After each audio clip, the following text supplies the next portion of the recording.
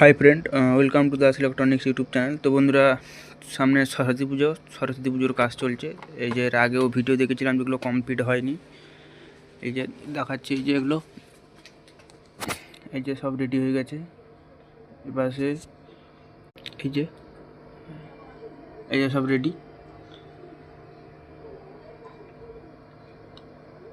আর উপরে একটা horn circuit ready হয়ে গেছে পুরো। আর একটা সেদিনও দেখিয়েছিলাম, তো কিছুটা রেডি হয়েছে আর কিছুটা রেডি হয়নি। এটা হচ্ছে ক্যাট 6-এর পাঞ্চিং।